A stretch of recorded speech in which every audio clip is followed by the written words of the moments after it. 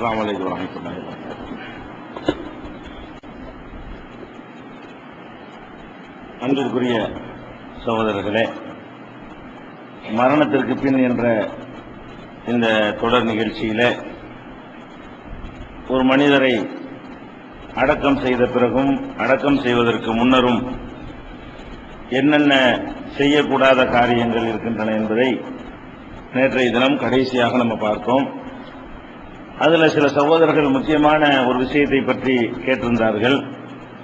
அதாவது நம்ம சமூகத்தில் நடைமுறையில் 2 தடவை குளிப்பாட்டுகிற பழக்கம் இருக்குது. இது மார்க்கத்தில் உள்ளதா? அதாவது ஃபர்ஸ்ட் இறந்த உடனே அவசரமாக டெம்பரவரியாக ஒரு குளிப்பாட்டுதலை பண்ணிடுவாங்க.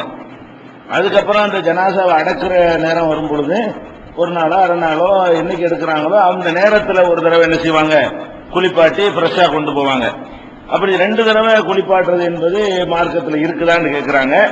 அப்படி நபிகள் நாயகம் ஸல்லல்லாஹு அலைஹி வஸல்லம் காலத்தில் அந்த மாதிரி யாரையும் 2 தடவை குளிப்பாட்டினதாக எந்த விதமான ஆதாரமும் இல்லை. ஊத்தும் பொழுது 3 தடவை தண்ணி ஊத்துங்க, 7 தடவை ஊத்துங்க. ஒரு தடவை குளிப்பாட்டுவதில் தான் 3 தடவை 7 தடவை 9 தடவை தண்ணி ஊத்துற எண்ணிக்கை தான் வருதே தவிர குளிப்பாட்டுவது என்பது ஒரு தடவை தான் இருந்துச்சு. அதனால இது நம்மளா உண்டாக்கி கொண்ட ஒரு வழக்கம். அது கசுவு மாத்திரைன்னு சொல்லி என்ன செய்வாங்க, அதுக்கு ஒரு பெயர் வைத்துக் கொண்டு அதுல ஃபர்ஸ்ட் டைமா ஒரு தடவை குளிப்பாட்டி விட்டு அப்புறம் அடக்கம் பண்ணும்போது ஒரு தடவை குளிப்பாட்டுறாங்க. மொத்தத்துல ஒரு தடவை குளிப்பாட்டுவதுதான் ரசூல் ஸல்லல்லாஹு அலைஹி வஸல்லம் காலத்தில் இருந்த நடைமுறை. 2 தடவை 3 தடவை ஜனாசாவை குளிப்பாட்டுவது என்பது அல்லாஹ்வும் ரசூலும் சொல்லித்தராம பின்னாடி வந்துவிட்ட ஒரு பழக்கம். அதை வழங்கிக் கொள்ள வேண்டும். அடுத்ததாக இந்த ஜனாசாவை அடக்கும் பொழுது ஒரு தலையணை மாதிரி என்ன செய்வாங்க, அது ஒன்று தலைக்கு மட்டும் தனியா ஒன்று வைப்பாங்க, மண்ணை பிடிச்சி வைப்பாங்க. இது மாதிரி எல்லாம் வைப்பது என்று ஒரு வழக்கமாக இருக்கிறது. இதுவும் பின்னாடி உண்டானதுதானே தவிர இதுவும் ரசூல் ஸல்லல்லாஹு அலைஹி வஸல்லம் காலத்தில் இல்லாத ஒன்று. அடுத்தது அந்த அடக்கம் செய்யும் பொழுது கிப்லாவை நோக்கி முகம் இருக்கிற மாதிரி என்ன செய்வாங்க, அந்த முகம் கிப்லாவை பார்க்கிற மாதிரி ஒரு அமைப்புல தான் கபூர்ல கொண்டு ஜனாசா வைக்கிறாங்க. இதை கிப்லா வைக்கிறவங்க தடை ஒன்றும் கிடையாது. ஆனா அப்படித்தான் வைக்கணும்னு ஏதாவது சட்டம் இருக்குதா, அப்படிதான் வைக்கணும்னு ரசூல் ஸல்லல்லாஹு அலைஹி வஸல்லம் சொன்னாங்களான்னு எடுத்து பாத்தீங்கன்னா அதுக்கு நேரடியாக எந்த ஒரு ஆதாரத்தையும் நம்ம பார்க்க முடியல. ஆனா ஏதோ ஒரு பக்கத்துல வைக்கிற மாதிரி கிப்லா பக்கம் வச்சுட்டு போனாங்கன்னா அது ஒரு பெரிய மேட்டர் இல்ல. ஆனா அதுதான் சுன்னத்து, அந்த ஒரு முறையில தான் செய்யணும் அப்படிங்கிறதுக்கு எந்த விதமான ஆதாரமும் ரசூல் ஸல்லல்லாஹு அலைஹி வஸல்லம் அவர்கள் வழியாக நமக்கு கிடைக்கல. ஆனா தொன்று தொட்டு ஒரு பழக்கமாக அது இருந்து கொண்டிருக்கிறது தவிர வேற ஆதாரம் கிடையாது. அடுத்ததாக இதை விடுபட்ட விஷயங்கள். அடுத்தபடியாக இந்த இறந்த பிறகு முக்கியமான ஒரு விஷயம், அது நம்முடைய ஈமானையும் அகீதாவையும் பாதிக்கக்கூடிய ஒரு விஷயமா இருக்கிறதுனால அது பற்றிய ஒரு முழு விவரத்தையும் நம்ம தெரிந்து வைத்துக் கொள்ள வேண்டும். என்னன்னு கேட்டா, இறந்தவர்கள் முக்கியமானவர்கள் என்று கருதப்பட்டு நல்லடியார்கள், மகான்கள், பெரியார்கள் அப்படின்னு கருதப்பட்டிருப்பார்களே, ஆனால் அவங்க பேரால, இறந்தவர்கள் பேரால சில தவறுகள் செய்யப்படுகின்றன. அதுல ஒரு முக்கியமான விஷயம் என்னன்னு கேட்டா, அவங்க பேர்ல தர்கா கட்டுவது. இறந்துட்டாங்கன்னு சொன்னா அவங்களுக்கு ஒரு குறிப்பிட்ட இடத்தை ஒதுக்கி அதை ஒரு பள்ளிவாசல் மாதிரி என்ன செய்யறது, பெரிய அளவுல 4 பக்கமும் சுவர் எழுப்பி மேல முகடு வைத்து ஒரு வீடு மாதிரியே ஏறக்குறை என்ன செய்யறாங்க, ஒரு உயிரோட வாழ்கிற மனிதனுக்கு எப்படி வீடுகள் தேவை இருக்குதோ அந்த மாதிரி அவருக்கு ஒரு பெரிய ஏரியாவுல ஒரு மஸ்ஜித் வழிபாட்டு தலத்தை என்ன செய்யறாங்க, எழுப்பிக் கொள்கிற காட்சியை பார்க்கிறோம். இது ஏன் இப்படி செய்யறாங்க என்றால், இது நியாயப்படுத்தக்கூடிய மாதிரியான சில மார்க்க அறிஞர்களும் கூட மக்களுக்கு ஒரு தவறான வியாக்கியானத்தை கொடுக்கிறதுனால இந்த பழக்கம் வேரூன்றி வேற இருக்கிறது. இது பற்றி மார்க்கம் என்ன சொல்லுது, அதாவது இறந்தவர்கள் பெயர்ல செய்யற காரியங்கள்ல அந்த கபருக்கு மேல ஒரு கட்டுறதுன்னு ஒண்ணு இருக்குது, கபரையே ஒசத்தி சிமெண்ட்ல கட்டுறதுன்னு ஒண்ணு இருக்குது, அதுக்கு மேல பில்டிங் கட்டுறதுன்னு ஒண்ணு இருக்குது. 2 தனித்தனி விஷயங்கள். ஒரு இறந்தாங்க அந்த கபருக்கு மேல பூசி ஒசத்தி கட்டுறதுங்கிறது வேற, கபரை சுத்தி ஒரு பில்டிங் கட்டுறதுங்கிறது வேற. 2மே மார்க்கத்தில் அனுமதி இருக்குதா என்பதையும், அது அனுமதி இருக்குன்னு சொல்லக்கூடியவங்க எதன் அடிப்படையில் அது செய்யறாங்க என்பதையும் நம்ம தெரிந்து வைத்துக் கொள்வது நம்ம எதிர்கால தலைமுறைகள் அந்த தவறுல வீழ்ந்து விடாமல் இருப்பதற்கு உதவியாக இருக்கும். நபிகள் நாயகம் ஸல்லல்லாஹு அலைஹி வஸல்லம் அவர்கள் இந்த விஷயமாக கடுமையான எச்சரிக்கை செய்திருக்கிறார்கள். அது என்ன எச்சரிக்கை என்று சொன்னால், உம்மு ஹபீபா, ரசூல் ஸல்லல்லாஹு அலைஹி வஸல்லம் மனைவி உம்மு ஹபீபா அவர்களும் உம்மு சலமா அவர்களும் 2 பேரும் அபிசீனியாவுல போய் ஒரு ஆலயத்தை பார்த்திருக்கிறாங்க, இன்னொரு மதத்தினுடைய ஆலயத்தை பார்த்திருக்கிறாங்க. அதை பற்றி நபிகள் நாயகம் ஸல்லல்லாஹு அலைஹி வஸல்லம் அவங்கள்ட்ட வர்ணிக்கிறாங்க. உம்மு ஹபீபாவும் உம்மு சலமா 2 பேருமே நபி ஸல்லல்லாஹு அலைஹி வஸல்லம் அவங்கள்ட்ட சொல்றாங்க, அல்லாஹ்வுடைய தூதரே, இந்த மாதிரி நாங்கள் அபிசீனியாவுல ஒரு ஒரு ஆலயத்தை நாங்கள் பார்த்தோம். அதுல நல்ல உருவங்கள்லாம் அழகான முறையில வரையப்பட்டிருந்தன, பார்க்கவே ரொம்ப ஒரு கவர்ச்சிகரமான முறையில அந்த ஆலயம் இருந்தது அப்படின்னு சொல்லி நபிகள் நாயகம் ஸல்லல்லாஹு அலைஹி வஸல்லம் அவங்கள்ட்ட மனைவிமார்கள் 2 பேரும் சொல்றாங்க. அப்ப ரசூல் ஸல்லல்லாஹு அலைஹி வஸல்லம் சொல்றாங்க, இன்ன உலாயிக இதாக்கான பீஹிம் ரஜுலு சாலிஹு, அவங்கள ஒரு நல்ல மனிதர், அவங்க யார் தெரியுமா? இந்த ஆலயத்தை எழுப்பி இருக்கிறாங்களே அவங்க யார் என்று கேட்டால், இதாக்கான பீஹிம் ரஜுலு சாலிஹு, சாலிகான ஒரு மனிதர், நல்ல மனிதர் இறந்து விட்டார் என்று சொன்னால், அவர் இறந்து விட்டார் என்று சொன்னால், பனவ் அலா கப்ரிஹி மஸ்ஜிதா, அவருடைய கபரின் மீது ஒரு மஸ்ஜிதை, ஒரு தர்காவை என்ன செய்யறாங்க, எழுப்பி விடுகிறார்கள். சவ்வரு பீஹி தில்க சூர, அந்த உருவங்களையும் செவத்துல என்ன செய்யறாங்க, வரைஞ்சிறாங்க. 2 தப்பு செய்யறாங்க. ஒன்னு அந்த கபரின் மீது ஒரு மஸ்ஜிதை எழுப்புறாங்க, 2வது அந்த செவத்துல அவங்களுடைய உருவங்களை வரைந்து கொள்ளக்கூடிய சமுதாயமாக இருக்கிறார்கள். உலாயிக்க ஷிராருல் ஹல்கி இந்தல்லாஹி யௌமல் கியாமா, நியாய தீர்ப்பு நாளையில மறுமையில அல்லாஹ்விடத்தில் இவங்க தான் மகா கெட்ட மக்களாக இருப்பார்கள். அல்லாஹ் இறந்த ஒரு ஆளுக்காக வேண்டி, ஒரு நல்லவர் இறந்து விட்டார் என்பதற்காக வேண்டி அவருக்காக ஒரு தர்காவை எழுப்புவது, அவர் மீது ஒரு வழிபாட்டு தலத்தை எழுப்புறவங்க இருக்காங்க பாருங்க, அவங்க தான் அல்லாஹ்விடத்தில் ரொம்ப கெட்ட ஜனங்கள் என்று அல்லாஹ்வுடைய படைப்புலையே மறுமையில வந்து பார்த்தா இது செஞ்சவங்க தான் பெரிய தப்பு செஞ்சவங்களாக நிற்பார்கள் என்று ரசூல் ஸல்லல்லாஹு அலைஹி வஸல்லம் சொல்றாங்க. அதுல இது எங்க இருக்குது? புகாரியில 427வது ஹதீஸ், 434, 1341, 3850, 3873 இந்த ஹதீசுகள் எல்லாம் இருக்கிறது. நல்லடியார்கள் இறந்து விட்டார்களே ஆனால் அவங்களுக்கு தர்கா எழுப்புவது அந்த சமுதாயத்தினுடைய அபிசீனிய மக்களுடைய வழக்கமா இருக்கிறது. அவங்க அல்லாஹ்விடத்துல ரொம்ப கோபத்துக்குரியவர்கள் அப்படிங்கறத நம்ம பார்க்கிறோம். ரசூல் ஸல்லல்லாஹு அலைஹி வஸல்லம் எச்சரிக்கை பண்றாங்க. அதே மாதிரி நபி ஸல்லல்லாஹு அலைஹி வஸல்லம் அவர்களுக்கு உடல்நிலை சரியில்லாமல் இந்த மரணிக்கிறதுக்கு ஒரு 5 நாள் இருக்குது பாருங்க, அந்த நேரத்தில் மூர்ச்சி ஆகுறாங்க, எந்திரிக்கிறாங்க, மூர்ச்சி ஆகுறாங்க, எந்திரிக்கிறாங்க, ஒரு நிலையில் இல்ல அவங்க. அந்த நேரத்தில் நபி ஸல்லல்லாஹு அலைஹி வஸல்லம் அவர்கள் என்ன செய்யறாங்கன்னு கேட்டா, திடீர்னு எந்திரிச்சு உட்கார்றாங்க. நம்ம மௌத்தா போக போறோம், நமக்கு இந்த மக்கள் தர்கா கட்டிடக்கூடாது, நம்ம இறந்த உடனே நம்ம இடத்துல ஒரு தர்கா கட்டிட்டாங்கன்னா சிக்கலா போயிடும் அப்படிங்கறதுனால நபி ஸல்லல்லாஹு அலைஹி வஸல்லம் அவர்கள் மௌத்தாவதுக்கு 5 நாள் இருக்கும் பொழுது சொன்னாங்க, லானத்துல்லாஹி அலல் யஹூதி வன் நஸாரா இத்தஹது குபூர் அன்பியாஹிம் மசாஜித யுஹர்ரிரு மா ஸனவு, யஹூதிகள் மீதும் நஸாராக்கள் மீதும் அல்லாஹ்வுடைய சாபம் இறங்கி கொண்டிருக்கிறது. அல்லாஹ்வுடைய சாபத்துக்குரிய ஒரு காரியத்தை அவங்க செஞ்சுக்கிட்டு இருக்கிறாங்க. எதனால சாபம் ஏற்படுது என்று கேட்டால், இத்தகதோ குபூர் அன்பியாஹி மசாஜித், தங்களுடைய இறை தூதர்களுடைய அடக்கத்தலங்கள்ல மஸ்ஜிதுகளை, தர்காக்களை, வழிபாட்டு தலங்களை எழுப்பிக் கொண்டார்கள் அப்படின்னு சொல்லிவிட்டு யுஹர்ரிரு மா ஸனவு, அவங்களுடைய அந்த செயலை எச்சரிப்பதற்காக வேண்டி நபி ஸல்லல்லாஹு அலைஹி வஸல்லம் அவர்கள் இப்படி சொன்னார்கள் என்று சொல்லி ஆயிஷா நாயகியும் இப்னு அப்பாஸ் ரலியல்லாஹு 2 பேரும் இணைந்து அறிவிக்கிறாங்க. 2 பேரும் தான் அந்த கடைசி நேரத்தில் கூட இருந்தவங்க. அதனால ஆயிஷா நாயகியும் இப்னு அப்பாஸும் சேர்ந்தார் போல இதை அறிவிக்கிறாங்க. இந்த மாதிரி 5 நாள் இருக்கும்போது சொன்னாங்க. அதாவது நபிமார் சாதாரண ஆட்களுடைய கபரை அவங்க செய்யலங்க, நல்லடியார்கள்ங்கிற ஆளுக்கு கூட இல்ல, நபிமார்கள் அதை விட மேலானவங்க. நபிமார்கள் இறை தூதர்களுடைய கபர்கள்ல தர்கா கட்டியவர்கள் மீது அல்லாஹ்வுடைய சாபம் இருக்கிறது என்று சொல்லி நபிகள் நாயகம் ஸல்லல்லாஹு அலைஹி வஸல்லம் அவர்கள் கடுமையான எச்சரிக்கை செய்தார்கள்ங்கிற இந்த செய்தி புகாரியில 436, 3454, 4444, 5816 ஆகிய ஹதீஸ்கள்ல இடம்பெற்றிருக்கிறது. அது நல்லடியாருக்கு எழுப்பின விஷயம், இது நபிமார்களுக்கு எழுப்பின விஷயம். அவங்க மனிதர்களே மகா கெட்டவர்கள்ங்கிறாங்க, இதுல அல்லாஹ்வுடைய சாபத்துக்குரியவர்கள்ங்கிற வார்த்தையை யூஸ் பண்றாங்க ரசூல் ஸல்லல்லாஹு அலைஹி வஸல்லம். இதை விட இதோட சேர்த்து இன்னொரு எச்சரிக்கையும் சொல்றாங்க. ஆயிஷா நாயகி இந்த ஹதீஸ் அறிவிச்சுட்டு கூடுதலா ஒரு வாசகத்தை சொல்றாங்க. இப்படி ரசூல் ஸல்லல்லாஹு அலைஹி வஸல்லம் அவர்கள் எச்சரித்திருக்காவிட்டால், எப்படி மரணிக்கிறதுக்கு ஒரு 5 நாள் இருக்கும் பொழுது யாரு நபிமார்களுடைய கபர்களை எல்லாம் தர்காக்களாக வழிபாட்டு தலங்களாக ஆக்கி கொண்டார்களோ அவங்களுக்கு அல்லாஹ்வுடைய சாபம் அப்படின்னு ரசூலுல்லாஹ் சொல்லாம இருந்தா, லவ்லா ذلك லஅப்ரஸு கப்ரஹு, இப்படி ரசூலுல்லாஹ் எச்சரித்திருக்காவிட்டால் ரசூல் ஸல்லல்லாஹு அலைஹி வஸல்லம் கபரையும் வசதி இருப்பார்கள். ஆயிஷா நாயகி சொல்றாங்க, இந்த எச்சரிக்கையினாலதான் ஒண்ணும் பண்ணாம விட்டுட்டாங்க, இல்லன்னா அதுவே ஒரு தர்காவா ஆயிருக்கும்.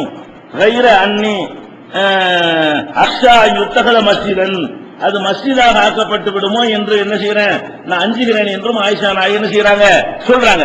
அப்ப நபிகள் நாயகம் ஸல்லல்லாஹு அலைஹி வஸல்லம் அவர்கள் இந்த எச்சரிக்கை செஞ்சதுக்கு காரணத்தை கூட இருந்து பார்த்த மனைவி சொல்றாங்க. ஏன் இந்த எச்சரிக்கை பண்ணாங்கன்னு சொன்னா, கடைசியில் இதை சொல்லாம போயிருந்தாங்கன்னு சொன்னா என்ன ரசூலுல்லாஹ் மௌத்தாயிட்டாங்களா இல்லையான்னு சண்டை போட்டாங்க.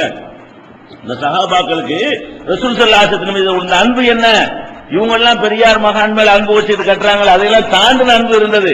அந்த அன்பு என்ன செஞ்சிருக்கும், அவங்களுக்கும் ஒரு தர்கா கட்ட தூண்டி இருக்கும். அது செய்யாம போனது காரணம் இந்த கடும் வார்த்தை, சாபம், அல்லாஹ்வுடைய சாபத்துக்குரியவர்கள் சொன்னதுதான் காரணம் என்று நபிகள் நாயகம் ஸல்லல்லாஹு அலைஹி வஸல்லம் அந்த செயலுக்கு காரணத்தை, நோக்கத்தை ஆயிஷா நாயகி விளக்குறாங்க. இது புகாரியில 1330, 1390, 4441 ஆகிய ஹதீசுகளில் இடம்பெற்றிருக்கிறதை பார்க்கிறோம். அதே மாதிரி ஜுந்துப் ரலியல்லாஹு அன்ஹு அவர்கள் அறிவிக்கிறார்கள், சமீபத்து நபி ஸல்லல்லாஹு அலைஹி வஸல்லம் கப்ல அய்யமூத பி 5, நபிகள் நாயகம் ஸல்லல்லாஹு அலைஹி வஸல்லம் மரணிக்க 5 நாள் இருக்கும் பொழுது அவர்கள் சொல்ல நான் என் காதார கேட்டிருக்கிறேன். என்ன கேட்டிருக்கிறேன், அலா எச்சரிக்கை, எச்சரிக்கைங்கிற வார்த்தையை போட்டு சொல்றாங்க. இன்ன மன்கான கபலக்கும், உங்களுக்கு முன்னர் வாழ்ந்த சமுதாயத்தவர்கள் கானு எத்தகிதுன குபூர அம்பியாயிஹிம் வ சாலிஹிம் மசாஜித, தங்கள் நபிமார்களுடைய நல்லோர்களுடைய கபர்களை எல்லாம் மஸ்ஜிதுகளாக, பள்ளிவாசல்களாக, தர்காக்களாக ஆக்கி கொண்டார்கள். அலா உங்களை எச்சரிக்கிறேன், பலா தத்தகிதுல் குபூர மசாஜித, கபர்களை வழிபாட்டு தலங்களாக, சமாதிகளை வழிபாட்டு தலங்களாக ஆக்கி விடாதீர்கள். இன்னி அன்ஹாக்கும் அன்வாலிக்க, இதை விட்டு நான் உங்களை கடுமையாக தடை செய்கிறேன் அப்படின்னு சொல்லி நபிகள் நாயகம் ஸல்லல்லாஹு அலைஹி வஸல்லம் அவர்கள் மரணிப்பதற்கு 5 நாள் இருக்கக்கூடிய நேரத்தில் இப்படி சொன்னார்கள் என்ற செய்தி சஹீஹ் முஸ்லிம்ங்கிற நூல்ல 827வது ஹதீஸாக பதிவு செய்யப்பட்டிருக்கிறது. உங்களுக்கு 4 முக்கியமான ஹதீஸ்களை உங்களுக்கு முன் வச்சிருக்கிறோம். இது எல்லாம் சேர்ந்து என்ன சொல்லுது, நபிமார்களுடைய கபர்களாக இருந்தால் கூட அதுல ஒரு பில்டிங்கை எழுப்புவது என்பது மார்க்கத்தில் தடுக்கப்பட்டிருக்கிறது. நல்லடியார்களாக இருந்தால் கூட அவங்களுக்காக இறந்த பிறகு அவங்களை அடக்கம் செய்து அவங்களுக்காக ஒரு பில்டிங் எழுப்புவது தடுக்கப்பட்டிருக்கிறது என்று தெளிவாக இந்த ஹதீஸ் சொல்கிறது. ஆனால் இவ்வளவு தெளிவாக இருக்கும் பொழுதும் கூட அந்த மக்கள் இன்னைக்கு என்ன செய்யறாங்க, யாராவது இறந்துட்டாங்கன்னு சொன்னா அவர் பேர்ல தர்கா, நல்லவரா இருக்கணும்ன்றது அவசியம் இல்லை. நல்லவர்னு இவங்க கெட்டவர்களை எல்லாம் கூட நல்லவர்னு நினைத்துக் கொண்டெல்லாம் கூட தர்காக்களை எழுப்பி இருக்கிறார். நபிமார்கள் மாதிரியான நல்லவர்களுக்கு எழுப்பின மாதிரியும் தெரியல. பார்த்தோம்னு சொன்னா பீடி மஸ்தானுக்கு தர்காங்கிறாங்க. பீடி மஸ்தான நல்லவரா? பீடி குடிக்கிறதெல்லாம் மார்க்கத்தில் நல்ல ஒரு காரியமா? பீடி மஸ்தான் தான் போதையில் இருக்கிற அர்த்தம். பீடி மஸ்தான் அவுலியா தர்காங்கிறாங்க, சடப்பக்கீர் அவுலியா தர்காங்கிறாங்க, துர்த்தியப்பா தர்காங்கிறாங்க. இதெல்லாம் ஒரு நல்லவர்கள் என்பதற்கான ஒரு பேர்லயே தெரியுது. யாருக்கு வேண்டாலும் என்ன செய்யறாங்க, அது மாதிரி எல்லாம் தர்கா கட்டுற காட்சியை பார்க்கிறோம். மார்க்கத்தை பொறுத்த வரைக்கும் நல்லவர்களுக்கு தடுக்கப்பட்டிருக்கிறது. இந்த ஹதீசுகளை எல்லாம் எடுத்து காட்டி மக்களை நல்வழிப்படுத்த போனால் இந்த தர்காவாதிகள்கிட்ட இருந்து வருமானத்தை வாங்கி சாப்பிடக்கூடிய ஒரு கூட்டம் என்ன செய்யறாங்கன்னா, அதை நியாயப்படுத்துவதற்காக வேண்டி இதுக்கு ஒரு வியாக்கியானம் கொடுக்கறாங்க. இந்த ஹதீஸை மறுக்க இயலாது. ஏன்னா புகாரியில, முஸ்லிம்ல ஆதாரப்பூர்வமாக எந்த ஒரு அறிவிப்பாளரையும் யாரும் குறை சொல்ல முடியாது. வலுவான உறுதியான அறிவிப்பாளர்கள் வழியாக ரெக்கார்ட் ஆயிருக்கிறதுனால இந்த கிதாபுகள் அவங்களும் ஏற்றுக்கொண்டிருக்கிற காரணத்தினால இதை மறுக்க இயலாது. அவங்க என்ன சொல்லுவாங்கன்னு கேட்டா, இதுக்கு அர்த்தம் என்ன, அர்த்தத்தை மாத்துவா இருக்குது, ஹதீஸ் இருக்குது. இதுக்கு என்ன அர்த்தம் என்று சொன்னால், அந்த இறந்துட்டாங்கல்ல ஒரு ஆளு, அந்த இடத்துல பள்ளிவாசல் தான் கட்டக்கூடாது. அதாவது மஸ்ஜித் தானே வார்த்தை வருது. அவங்க வியாக்கியானம் எப்படி கொடுப்பாங்கன்னு கேட்டா, ஒரு ஆள் இறந்துட்டாருன்னு சொன்னா அதுக்கு மேல அந்த கட்டடத்தை கட்டி அதையும் 5 வேளை தொழுவதுக்குரிய பள்ளிவாசலாக நம்ம ஆக்கிடக்கூடாது. நம்ம என்ன தர்காவுல பாங்கு சொல்றோமா, தர்காவுல 5 வேளை தொழுகை நடத்துறோமா, தர்காவுல பள்ளிவாசல் நடக்கிற உழு செய்யற ஏற்பாடுலாம் செஞ்சு வச்சிருக்கிறோமா? அப்ப நமக்கு எது தடை? இந்த ஹதீஸ் என்ன சொல்லுதுங்கிறதை உல்டா பண்றாங்க. என்ன சொல்லுதான், இந்த ஹதீஸில் மஸ்ஜித் என்ற வார்த்தை வந்திருக்கிறது. அவங்க சொல்லக்கூடிய ஆர்குமெண்ட், மஸ்ஜிதாக ஆக்கக்கூடாது. இத்தகது குபூர அம்பியாயிஹிம் மசாஜித, நபிமார்களுடைய கபர்களை மஸ்ஜிதுகளாக ஆக்கினார்கள் வருது. நாங்க என்ன மஸ்ஜிதாக ஆக்கி இருக்கிறோம், பாங்கா சொல்றோம். நாங்க உழு செஞ்சுட்டா தொழுவ சொல்றோம். அங்க என்ன அல்லாஹ்வை வணங்குவா செய்யறோம். அது வேற இது வேற. அதுதான் தடை இருக்கே தவிர அது மஸ்ஜித் இல்லாத ஒரு வழிபாட்டு தலத்தை கட்டுவது என்ன இல்ல, தப்பு இல்லை என்று சொல்லி இந்த மஸ்ஜிதுங்கிற வார்த்தையை வச்சுக்கிட்டு, இது யார் சொல்றா, பாமரர்கள் சொல்றது இல்ல, ஓதி படிச்ச 7 வருஷம் ஓதி படிச்ச ஆளுக்கு வேணும்னு தெரிஞ்சு கொண்டே என்ன செய்யறாங்க, இப்படி ஒரு வியாக்கியானம் கொடுத்தோம். மக்கள் நம்ம இந்த மஸ்ஜித் கட்டளை அதுக்காக தானே கட்டிருக்கிறோம். அது நம்ம மஸ்ஜித் நம்ம 5 வேளை தொழுகிற இடத்துலயா கபரை வச்சிருக்கிறோம், அல்ல கபர் இருக்கிற இடத்துல 5 வேளை தொழுகை நடத்திக்கிட்டு இருக்கிறோம். அதுதான் கூடாது, இது கூடும் அப்படின்னு சொல்லி என்ன செய்யறாங்க, அவங்க ஒரு வாதத்தை முன்வைக்கிறார்கள். அதனால இதை கொஞ்சம் டீப்பா நீங்க விளங்கிக்கணும். இந்த வாதம் நீங்க நாளைக்கு எடுத்து வச்சா பதில் சொல்லணும் இல்லையா? இதுல என்ன இடம்பெற்றிருக்கிறது? மஸ்ஜிதுங்கிற வார்த்தை இடம்பெற்றிருக்கிற நெசம்தான். ஆனால் இந்த மஸ்ஜிது என்ற வார்த்தைக்கு ரெண்டு அர்த்தம் இருக்கிறது. நடைமுறையில் என்ன அர்த்தம்? நம்ம பள்ளிவாசல் அர்த்தம். அகராதியில் என்ன அர்த்தம்? வழிபடக்கூடிய இடங்கள் அர்த்தம்.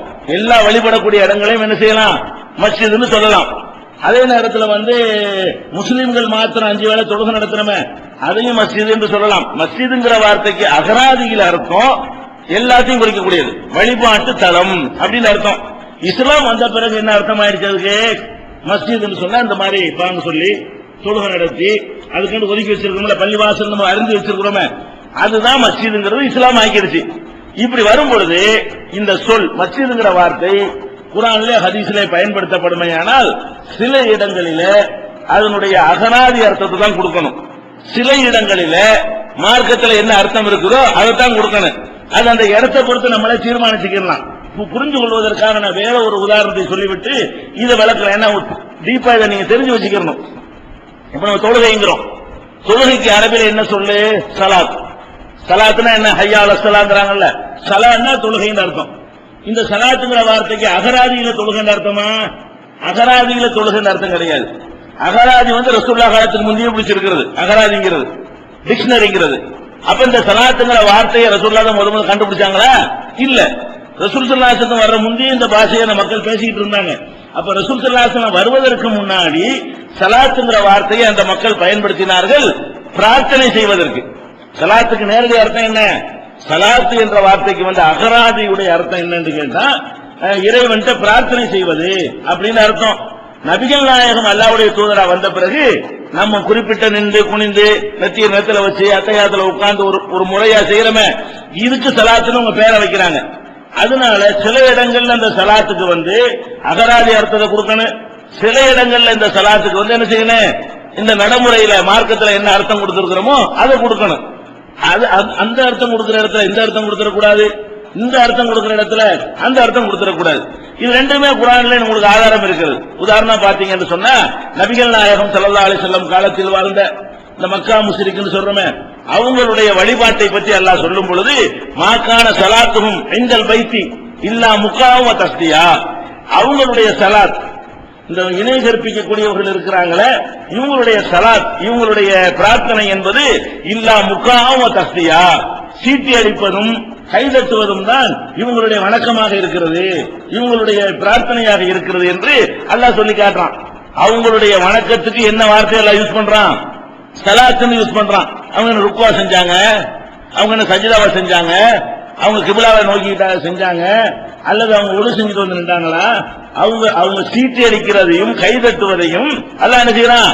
என்னப்பா கடவுளை வணங்குறேன்னு இதைத்தானப்பா வணக்கம்னு செய்யறீங்க அப்படின்னு சொல்ற இடத்துல அல்லாஹ் பயன்படுத்தின வார்த்தை என்ன? சலாத்துங்கிற வார்த்தை. இப்ப சலாத்துக்கு நம்ம வழங்கி வச்சுக்கிற அர்த்தம் என்ன?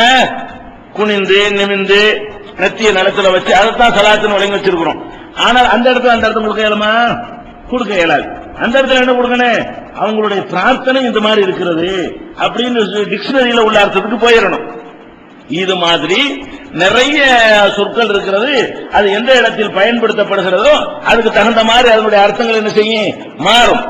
இப்ப வந்துக்கிறோம் இதுல மஸ்ஜிதுங்கிற வார்த்தை யூஸ் ஆயிருக்கிறது. இவங்க என்ன பண்றாங்க? மஸ்ஜிதுக்கு இப்ப நம்ம வழங்கி வச்சிருக்கணும்ல, இந்த இப்ப பள்ளிவாசல கட்டி செய்யறோம்ல, இதுதான் கட்டக்கூடாதுன்னு அர்த்தம் செய்யறாங்க. ஆனால் அந்த ஹதீஸை நீங்க சிந்திச்சு பார்த்தீர்களே, ஆனால் வேற எங்கேயும் ஆதாரம் தேட வேண்டாம். அந்த ஹதீஸுடைய வாசகத்தை வச்சு பார்த்தாலேயே இது எந்த இடத்தில் எந்த அர்த்தத்தில் பயன்படுத்தப்பட்டிருக்குன்னு விளங்கிக்கலாம். இப்ப என்ன வருதுன்னா யகூதிகளும் நசாராக்களும், நல்லா கவனிக்கணும். ஹதீஸ் வாசகம் என்ன? யகூதிகளும் நசாராக்களும் தங்கள் நபிமார்களுடைய கபர்களை மஸ்ஜிதாக்குனாங்கன்னு வருது. ஃபர்ஸ்ட் யகூதி நசாராவும் பாங்கு சொல்லி மஸ்ஜிதாக்குனான்னு வருதுல, அவன் என்ன மஸ்ஜிதாக்குனா? இவங்க சொல்ற அர்த்தத்தையே மஸ்ஜிதுக்கு கொடுத்தா என்ன அர்த்தமாகும்? யகூதிகளும் நசாராக்களும் நபிமாருடைய கபர்கள்ல மஸ்ஜிதாக்குனாங்க. மஸ்ஜிதாக்குனாங்கன்னா இவங்க சொன்ன அர்த்த பிரகாரம் அல்லாஹ் பாங்கு சொல்லி கிப்லா பக்கம் நோக்கி உல செஞ்சு விட்டு ருக்கு செய்தா அதை யகூதிகள் செஞ்சாங்களா? அதை நசாராக்கள் செஞ்சாங்களா? நமக்கு சொன்ன வேண்டாம் அந்த அர்த்தம் பொருந்து. இதை யார் செஞ்சாண்டு வருது? யகூதிகளும் நசாராக்களும் நபிமார்களுடைய கபர்களை மஸ்ஜிதாக்குனாங்கன்னு வருது. எந்த மஸ்ஜிதாக்கி இருப்பாங்க? இந்த மஸ்ஜிதாவா? இப்ப நம்ம எல்லாம் உட்கார்ந்து பள்ளிவாசல்ல கட்டுறோமே, இந்த மஸ்ஜிதாவும் ஆக்கியிருப்பான்? இந்த மஸ்ஜித் ஒத்துக்கிறவே இல்லையே. இந்த மஸ்ஜித் இஸ்லாம் வந்த பிறகு இந்த அர்த்தம் கொடுக்குது. அப்ப நபிகள் நாயகம் ஸல்லல்லாஹு அலைஹி வஸல்லம் காலத்துக்கு முந்தி அவன் என்ன பண்ணனா, இறந்தவர்களையே வணங்கினான், இறந்தவர்களையே கடவுள் ஆக்கினான். அதைத்தான் மஸ்ஜிதுங்கிறாங்க ரசூல் ஸல்லல்லாஹு அலைஹி வஸல்லம். ரசூல் ஸல்லல்லாஹு அலைஹி வஸல்லம் அவர்கள் என்ன செய்யறாங்க, அவர்கள் யகூதிகளும் நசாராக்களும் இறந்தவர்களுடைய அடக்கத்தலத்தை மஸ்ஜித் ஆக்கினார்கள்னா இந்த மஸ்ஜித் ஆக்கினார்கள் அர்த்தமா, அவர்களே வணங்கக்கூடியதாக்கினார்கள் அர்த்தமா? யகூதி நசாராவுல செஞ்சாண்டு வருது. அப்ப நல்லா விளங்குது, தர்காவை தான் சொல்றாங்க. இது என்ன நல்லா விளங்குது, யகூதிகளும் நசாராக்களும் இறந்தவர்களுக்கு தர்கா கட்டினான். நீங்க அது மாதிரி கட்டாதீங்க. தெளிவாக இருக்கிறது. அடக்கஸ்தலத்துல பள்ளிவாசல் கட்டுற பத்தி இது பேசவே இல்லை. அடக்கஸ்தலத்துல பள்ளிவாசல கட்டி அல்லாஹ் வணங்குறது இருக்க, அது தனித்தடை இருக்கிறது. அது வேற ஹதீஸை கொண்டு இந்த ஹதீஸ் சொல்வது என்ன, யகூதி நசாரா என்ன செஞ்சார்களோ அதை செய்யாதீங்கிறதாம். யகூதி நசாரா செஞ்சது என்ன, நபிமார்கள் அடங்க இறந்துட்டாங்கன்னு சொன்னா அவங்களுடைய அடக்கஸ்தலத்துல அவங்களே கடவுள் மாதிரி ஆக்கி குழந்தை தாங்க, அதை தாங்க, இதை தாங்க, நெத்தியை கொண்டு நிலத்துல வைக்கிறது, நேர்ச்சை பண்றது, எங்க தங்குறது, கோரிக்கை வைக்கிறது, அவர்களுக்கே கடவுள் அம்சம் இருப்பதாக நம்புறது, இதைத்தான் அவர்கள் செய்து வந்தார்கள். அப்ப இவங்க சொல்லக்கூடிய வியாக்கியானம் தவறு வழங்குதா இல்லையா, அது நல்லா விளங்குறது. அதனால இப்ப இன்னும் சொல்ல போனால் அல்லாஹ் வணங்காம அவங்களே தான் வணங்கி இருக்கிறாங்க. யார, இறந்து போன ஆட்களை தான் வணங்கி இருக்கிறாங்க. அப்ப நபிகள் நாயகம் ஸல்லல்லாஹு அலைஹி வஸல்லம் அவர்களுடைய இந்த தெளிவான ஹதீஸுக்கு அது இன்னொன்னு கவனிக்கணும். இந்த வியாக்கியானத்துக்கு கொடுக்குறாங்களே, அடிக்கடி அவங்க கேட்பாங்க, இதுக்கு முந்தி யாராவது சொல்லி இருக்கிறார்களா, இதுக்கு முந்தி முன்னோர்கள் யாராவது சொல்லி இருக்கிறார்களா, இவர்கள் தான் இப்போது சொல்லுகிறார்கள், சில விஷயங்களுக்கு நம்மள்ட்ட கேட்பாங்க அவங்க. ஆனால் இவங்க சொல்லக்கூடிய இந்த வியாக்கியானம், இந்த நூற்றாண்டுல உள்ள சில பேர் கொடுக்கக்கூடிய இந்த வியாக்கியானம், அரபு மொழி தெரியாத மக்கள்கிட்ட கொடுக்கக்கூடிய இந்த வியாக்கியானம் கடந்த 13 நூற்றாண்டுல யாரும் சொன்னதே இல்லை. இந்த ஹதீஸுக்கு என்ன அர்த்தம் இல்ல, நீங்க அடக்க ஸ்தலத்துல பள்ளிவாசல கட்டிக்கிறாதீங்க, அடக்க ஸ்தலத்தை வணங்குறதுக்கு தனியா ஒரு வழிபாடு தலம் கட்டிக்கிறங்க, அதான் இதுக்கு அர்த்தம் அப்படின்னு சொல்லி இதுக்கு முந்தி ஒரு அறிஞராவது, ஒரு மார்க்க அறிஞராவது, ஒரு அரபு மொழிய நாலேஜ் உள்ள ஒருத்தராவது சொல்லி இருக்கிறாரான்னு கேட்டா யாரும் சொன்னதே இல்லை. அப்ப இவர்கள் இந்த மக்களுக்கு தோதுவாக மார்க்கத்தை வளைக்கிறதுக்காக வேண்டி இந்த ஹதீஸ் இல்லாத ஒரு அர்த்தத்தை கொடுத்து அதை நியாயப்படுத்துறாங்க. தர்கா கட்டுவதற்கு எந்த வகையான, எவ்வளவு மகானா இருந்தாலும் சரி, எவ்வளவு பெரியாரா இருந்தாலும் சரி, அவருக்கு ஒரு பில்டிங் கட்டுவதற்கு எந்த அனுமதியுமே கிடையாது. அடுத்தவங்க என்ன செய்வாங்கன்னு கேட்டா அதுக்கு ஒரு ஆதாரத்தை, அடுத்த ஆதாரம் காட்டுவாங்க. அதாவது இப்ப நபிகள் நாயகம் ஸல்லல்லாஹு அலைஹி வஸல்லம் அவர்கள் இது தடுத்தாங்களா இல்லையா, அவங்களுக்கு ஏன் இப்ப தர்கா இருக்கிறது, பெரிய பயங்கரமான ஆதாரம் எது, அந்த காலத்துல சஹாபாக்கள் காலத்திலேயே அதை கட்டி விட்டார்கள். உஸ்மான் ரலியல்லாஹு அன்ஹு இதை கட்டி கதை சொல்றார்கள். உஸ்மான் ரலியல்லாஹு அன்ஹு காலத்துல என்னஞ்சாங்க, அந்த ரசூல் ஸல்லல்லாஹு அலைஹி வஸல்லம் அடக்கஸ்தலம் இருந்துச்சா இல்லையா, அது பள்ளிவாசல விஸ்தீர்ணப்படுத்தும் பொழுது அதையும் பள்ளிக்குள்ள சேர்த்து விட்டார்கள். அப்ப ரசூல் ஸல்லல்லாஹு அலைஹி வஸல்லம் உடைய இடத்துல பள்ளிக்குள்ள சேர்த்து, இப்போ அந்த தூம பாத்திருக்கீங்களா, மதீனாண்டு ஒரு படம் போட்டு பாருங்கள, மக்காவுக்கு ஒரு படம் உங்களுக்கு தெரியும், மதீனாண்டு ஒரு படம் வரும். மதீனாண்டா என்ன, ஒரு சிங்கிள் மனாரா ஒண்ணு பெருசா இருக்கும், அதுக்கு பக்கத்துல பச்சை கலரா சின்னதா ஒரு டூம் இருக்கும். அந்த சின்ன டூம் தான் அங்க ரசூல் அடக்கம் செய்யற இடம். இந்த சின்ன டூம் இருக்குது, அதுக்கெல்லாம் யார் இருக்கிறாங்க, ரசூல் ஸல்லல்லாஹு அலைஹி வஸல்லம் அடக்கஸ்தலம் இருக்கிறது. அதையெல்லாம் உங்கள்ட்ட காட்டி என்ன செய்வாங்க பார்த்தீர்களா, தர்கா கட்டக்கூடாது என்கிறார்கள். கட்டக்கூடாது என்றால் ரசூலுல்லாஹ்வுக்கு கட்டுவதை பார்த்து அந்த சஹாபாக்கள் சும்மா இருந்திருப்பார்களா? கட்டக்கூடாது இருந்தா உஸ்மான் ரலியல்லாஹு அன்ஹு தர்கா கட்டுறாரு. இவங்க சொல்லக்கூடிய கட்டுக்கதை பிரகாரம் உஸ்மான் ரலியல்லாஹு அன்ஹு அவர்கள் தர்கா கட்டி இருக்கும் பொழுது அப்ப எவ்வளவு சஹாபாக்கள் இருந்தாங்க, உஸ்மான் ரலியல்லாஹு அன்ஹுவும் அதை நியாயப்படுத்தி கட்டி இருக்கிறார்கள். அதே மாதிரி பல சஹாபாக்களும் அன்றைக்கு சாட்சியா இருந்திருக்கிறார்கள். அது எப்படி மார்க்கத்துல தடை செய்யப்பட்டதா இருக்கும்? அதிலிருந்து நம்ம என்ன வழங்கலாம், தர்கா கட்டலாம். ரசூல் ஸல்லல்லாஹு அலைஹி வஸல்லம் அவர்களுக்கு இந்த டூம்லாம் போடப்பட்டு அது மாதிரிலாம் கட்டி இருக்கிற காரணத்தினால சுத்தி சுவர் எடுக்கப்பட்டு மேலே டூம், அதான் மஸ்ஜித், அதான் தர்காங்கிறது. 4 பக்கம் சுவர், மேல ஒரு டூம், அப்படி இருந்தா அதுக்கு பேர் என்னது, தர்கா. அதான் இன்னைக்கு பண்ணி வச்சிருக்காங்க, இன்னைக்கு வரைக்கும் இருந்துட்டு இருக்குது அப்படின்னு சொல்லி ஒரு ஆதாரத்தை என்ன செய்வாங்க, எடுத்து வைப்பாங்க. ஆனால் அது முழுக்க முழுக்க அது பொய். எது பொய்?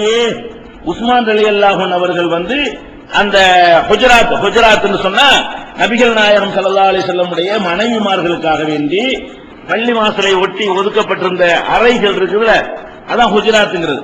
சூரத்துல் ஹுஜராத்தினோட குர்ஆன்ல இருக்குதுல, நபி ஸல்லல்லாஹு அலைஹி வஸல்லமுடைய ஒவ்வொரு மனைவிக்கும் ஒரு சின்ன அறை மாதிரி கொடுத்திருப்பாங்க இல்லையா, அந்த அறையில தான் தங்குவாங்க, பள்ளிவாசலுக்கு வந்துருவாங்க. அது பள்ளிவாசலோட ஒட்டி தான் இருந்தது. அப்ப விஸ்தீர்ணப்படுத்தும் பொழுது அந்த அறையையும், அந்த அறையில தான் ரசூல் அடக்கம் செய்யப்பட்டாங்க. ரசூல் ஸல்லல்லாஹு அலைஹி வஸல்லம் எங்க அடக்கம் செய்யப்படுறாங்க? நபி ஸல்லல்லாஹு அலைஹி வஸல்லம் அவர்கள் ஆயிஷா நாயகியுடைய மடியில சாய்ந்து கொண்டுதான் உயிரை விடுறாங்க. அப்ப அந்த நேரத்தில் எங்க அடக்கம் செய்யறதுன்ற பிரச்சனை வரும் பொழுது எந்த இடத்துல மௌத்தா போனாங்க அங்கே அடக்கம் பண்ணிடுவோம். நபி ஸல்லல்லாஹு அலைஹி வஸல்லம் அவர்கள் ஆயிஷா நாயகி வீட்டுல தான், ஆயிஷா நாயகி மடியில தான் மரணித்திருக்கிறார்கள். அதனால இந்த ஆயிஷா நாயகி வீட்டுல என்ன செஞ்சிருவோம், ரசூல் ஸல்லல்லாஹு அலைஹி வஸல்லம் அடக்கம் செஞ்சிருவோம்னு சொல்லி எண்ணி தூக்கிட்டுலாம் போகல. ரசூல் ஸல்லல்லாஹு அலைஹி வஸல்லம் அவர்களுடைய அந்த இறந்தவன அவங்களுடைய உடலை பொது கபருஸ்தானுக்கோ வேற ஒரு பொதுவான இடத்துக்கு கொண்டு போகாம எங்கனுக்குள்ள அவங்க மௌத்தா போனாங்களோ அந்த இடத்திலேயே அவங்க அடக்கம் பண்ணிட்டாங்க. எங்க மௌத்தா போறாங்க? இது பள்ளிவாசல், வரிசை அறைகள், அதுல ஒரு அறை ஆயிஷா நாயகி அறை, அந்த அறையில மௌத்தா போறாங்க, அந்த அறையில அடக்கம் பண்ணிட்டாங்க. அப்ப இந்த அறை மாதிரி மற்ற மனைவி இருக்கிற அறைகள்லாம் இருந்தது. விஸ்தீர்ணப்படுத்தும் பொழுது உஸ்மான் ரலியல்லாஹு அன்ஹு அவர்கள் இந்த அறையையும் பஸ்ஸில் சேர்த்து விட்டாங்க, பள்ளிவாசல்ல சேர்த்துட்டார்கள் என்று ஒரு கட்டுக்கதை சொல்றாங்கல்ல, அது முழுக்க முழுக்க பொய். உஸ்மான் அலி அபூபக்கர் சித்திக்குடைய காலத்திலோ, உமர் ரலியல்லாஹுடைய காலத்திலோ, உஸ்மான் ரலியல்லாஹுடைய காலத்திலோ, அலி ரலியல்லாஹுடைய காலத்திலோ, எந்த ஒரு சஹாபாக்களும் மதீனாவில் வாழுகிற எந்த ஒரு காலத்திலோ அந்த ஹுஜராத் ரசூலுல்லாஹுடைய மனைவிமார்களுடைய அறை, ரசூல் ஸல்லல்லாஹு அலைஹி வஸல்லம் அடக்கம் செய்கிற இடம் உட்பட அது மஸ்ஜிதில் சேர்க்கப்படவே இல்லை. அது தடுக்கப்பட்டு சம்பந்தமே இருக்காது. பள்ளி வாசல் அது தடுக்கப்பட்டு விடும், அது தனியாகத்தான் இருக்கும். அதுக்கும் பள்ளி வாசலுக்கும் எந்த ஒரு தொடர்பும் இருக்காது. அதை பள்ளியை விஸ்தீர்ணப்படுத்தும் பொழுது இப்படித்தான் பண்ணி கொண்டார்கள். உஸ்மான் ரலியல்லாஹு அன்ஹு அவர்கள் இப்படி விஸ்தீர்ணப்படுத்தல. பள்ளியை விஸ்தீர்ணப்படுத்தும் பொழுது இந்த பக்கம் ஹுஜராத் இருக்குல்ல, அந்த அறையை சேர்த்து இப்படி நீட்டிட்டு போவாம இப்படிதான் அவங்க விஸ்தீர்ணப்படுத்தினாங்களே தவிர அவங்க காலத்தில் இந்த இடத்தை என்ன செய்யல, பள்ளியில சேர்க்கப்படவே இல்லை. அது எப்ப சேர்க்கப்படுது என்று கேட்டால், வலீத் இப்னு அப்துல் மலிக் இருக்கார்ல, அந்த 72 கொடுத்து உங்களுக்கு சொல்லி இருக்கிறோம். அப்துல் மலிக்குடைய மகன் வலீத் என்பவர் இருந்தாரு. அவர் தான் அந்த மர்வான் உமையாக்களிலேயே ரொம்ப மகா கெட்ட ஒரு ஆட்சியாளர். நம்ம அவரை பத்தி ஏற்கனவே சொல்லி இருக்கிறோம், அவர் என்னென்னலாம் பண்ணியிருக்காரு சொல்லி. அந்த வலீதுடைய ஆட்சி காலத்துல தான் அது எப்பன்னு கேட்டா 88 ஹிஜ்ரி 88 ஹிஜ்ரி 88ங்கிற காலத்துல மதீனாவுல ஒரு சஹாபி கூட உசுரோட இருக்கவில்லை. வலீத் இப்னு அப்துல் மலிக்குடைய ஆட்சியில தான் அந்த தடுக்கப்பட்டு பள்ளிவாசல சேர்க்க கூடாதுன்னு சஹாபாக்கள்லாம் முடிவு பண்ணி வச்சிருந்தாங்க. தர்கா கட்டின குற்றமாயிரு முழுசா தடுத்து விட்டுருங்க, அது அப்படி தனியா நின்று போகுது, பள்ளிக்கு அதுக்கு எந்த சம்பந்தம் இருக்கக்கூடாது அப்படிங்கிற மாதிரி அதுக்கு அது குடிசையா தான் இருக்கும். அது தனியாவே எதுவுமே எந்த ஒரு பராமரிப்பும் செய்யாமலேயே அதை அப்படியே வச்சிருந்தாங்க. ஆனால் இந்த வலீத் இப்னு அப்துல் மலிக்குடைய ஆட்சி காலத்துல ஹிஜ்ரி 88வது ஆண்டுல தான் அந்த ரசூலுல்லாஹுடைய மஸ்ஜித் இடிக்கிறாங்க. மஸ்ஜித் நபவி இருக்கிற ரசூல் ஸல்லல்லாஹு அலைஹி வஸல்லம் உடைய மஸ்ஜித் நபவிய அதுக்கு முந்தி உஸ்மான் ரலியல்லாஹு அன்ஹு காலத்துல அவங்க டெவலப் பண்ணி வச்சிருந்தாங்க. உமர் ரலியல்லாஹு அன்ஹு காலத்துல கொஞ்சம் டெவலப் பண்ணாங்க. இது எல்லாம் மொத்தமாக சுத்தமா இடிச்சு விட்டு வெறும் தரையாக ஆக்கிவிட்டு வலீத் இப்னு அப்துல் மலிக் தான் அதை விஸ்தீர்ணப்படுத்தும் பொழுது இதுகளையும் சேர்க்கிறார். இந்த பக்கமும் சேர்த்து அந்த இடத்தை பள்ளிவாசல் ஆக்கிடக்கூடாதுங்கிறதுக்காக வேண்டி, அதுக்கு ஒரு தடுப்புக்காக வேண்டி, பள்ளிக்கு உள்ளே ஒரு தடுப்புக்காக வேண்டி அந்த சோகத்தை என்ன செய்யறார், அவரு எழுப்புகிறார். ஃபர்ஸ்ட் விஷயம் அவர் சொல்லக்கூடிய நேரத்தில் மதீனாவில் எடுத்துக்கொண்டீர்களேயானால், மதீனாவில் வாழ்ந்த சஹாபாக்கள்லயே கடைசியா மௌத்தா போனாலும் ஜாபிர் ரலியல்லாஹு அன்ஹு அடிக்கடி சொல்றோம், ஹதீஸ்ல அறிவிக்கிறாங்கல்ல, மதீனாவில் வாழ்ந்த சஹாபாக்கள்லயே கடைசியா மௌத்தா போனாலே யாரு? ஜாபிர் தான். ஜாபிருக்கு அப்புறம் ஒரு சஹாபி மதீனாவுல இருக்கவே இல்லை. அப்ப ஜாபிர் ரலியல்லாஹு அன்ஹு எப்ப மௌத்தா போயிட்டாங்கன்னு கேட்டா 78ல மௌத்தா போறாங்க. கடைசி சஹாபிய கடைசியா மௌத்தா போன சஹாபி எப்ப? 78ல மௌத்தாயிடுறாங்க. இது 88ல கிட்டத்தட்ட 10 வருஷம். கடைசி சஹாபி மௌத்தா போய் அதுக்கு 10 வருஷம் கழிச்சு ஒரு சஹாபி கூட அந்த மதீனாவில் இல்லாத ஒரு காலம் இருக்கிற ஒரு நபித்தோழர் கூட இருந்திருந்தால் அப்ஜெக்ஷன் பண்ணிருப்பாங்க.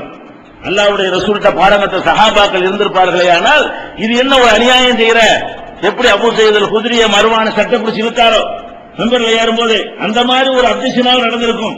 சஹாபாக்கள் டோட்டலாக முடிந்துவிட்ட ஒரு காலத்துல ஹிஜ்ரி 88ல தான் இந்த பள்ளிவாசலாக தர்காவாக ஆக்கப்படுகிறது. ஏறக்குறைய என்னவாகிறது, 4 பக்கமும் சுவரை எழுப்பி அதை ஒரு பள்ளிக்குள்ளேயே சேர்த்து, பள்ளிக்கு உள்ளக்கு அது வந்துடும். அது தனியா ஒரு ஒரு ஒரு கவர் பண்ணி வச்சிருப்பாங்க. அந்த மாதிரி கட்டப்பட்டது எப்பன்னு கேட்டா வலீத் இப்னு அப்துல் மலிக். இந்த ஆள் கொடுங்கோலர். இவரை எதுக்குறதுக்கு ரொம்ப தைரியம் வேணும். அந்த மாதிரி கொடுங்கோன்மையான ஆட்சி பண்ணவர் என்பதை நம்ம ஏற்கனவே விளக்கி இருக்கிறோம். அந்த மாதிரியான ஒரு நேரத்தில் யாரும் அச்சத்தோட அதை எதிர்க்காமல் விட்டதனால் தான் அது சேர்ந்துச்சு. இது மார்க்க ஆதாரமா? அல்லாஹ்வும் ரசூலும் சொன்னது மார்க்க ஆதாரமா? நபி ஸல்லல்லாஹு அலைஹி வஸல்லம் அவர்கள் தடுத்த ஒரு காரியத்தை அவங்க பேர்லயே அவங்க செஞ்சாங்கன்னு சொன்னா அது எப்படி ஆகும்? அவர் கூட அந்த இது பண்ணல, எது குப்பா பண்ணல. அவர் என்ன பண்றாரு? பள்ளி, அது நல்லா கவனிக்கணும், பள்ளிக்கு இடம் பத்தலைங்க, விஸ்தீர்ணப்படுத்த வேண்டி இருக்கு. வலீதுக்கு இருக்கிற அந்த செல்வாக்குக்கு, அவருக்கு இருந்த அந்த சர்வாதிகார தன்மைக்கு இப்படி விஸ்தீர்ணப்படுத்த நினைச்சா அமிர்தம் காலி பண்ணுங்க விஸ்தீர்ணப்படுத்திருக்கலாம். ஒரு உத்தரவு கூட காலி பண்ணிட்டு போயிருப்பாங்க. இப்படி விஸ்தீர்ணப்படுத்த நினைச்சா விஸ்தீர்ணப்படுத்திட்டு போயிருக்கலாம். அவர் இப்படி விஸ்தீர்ணப்படுத்துறார், இப்படியும் சேர்த்து நாலா பக்கம் விஸ்தீர்ணப்படுத்தும் போது அவர் கூட தர்காவை கட்டினாங்க. தர்காவை கட்டல, பள்ளி மாசத்துல விஸ்தீர்ணப்படுத்திக்கிட்டு ஒரு 50 அடி 100 அடி எடுக்கிறாங்கன்னு வைங்க, எடுத்தா தன்னால உள்ளுக்கு வந்துடும். அந்த ரசூல் ஸல்லல்லாஹு அலைஹி வஸல்லம் அடக்கத்துல எங்க வந்துடும்? பள்ளிக்கு உள்ள வந்துடும். உள்ள வந்தோடனே அதை பள்ளின்னு ஆக்கிடக்கூடாது என்பதற்காக வேண்டி 4 பக்கம் தடுப்பு சுவர் மட்டும் எழுப்பி வைக்கிறாங்க. பள்ளிக்கு உள்ள தனியாக நிற்கும், இப்படி நிற்கும். இது ரசூலுல்லாஹ்வோட அடக்கத்துல வைங்களேன், இப்படியோ இங்கெல்லாம் மக்கள் நிற்பாங்க. இது தனியா ஒரு பாக்ஸ் மாதிரி நிற்கும். இதைத்தான் யார் செஞ்சாரு?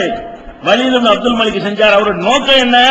பள்ளியை விஸ்தீர்ணப்படுத்துறது என்பதற்காக வேண்டி ரசூலுல்லாஹ்வுடைய அடக்கஸ்தலத்தை பிரிக்கிறதுக்காக, தர்காவுக்காக கட்டல. பள்ளி வாசல் ரசூலுல்லாஹ் கையால கட்டின ஒரு பள்ளி வாசல், அதுல தொழுவது மக்கள்லாம் இடம் பத்தல. விஸ்தீர்ணப்படுத்தும் போது ஆட்டோமேட்டிக்கா என்ன வந்துருது?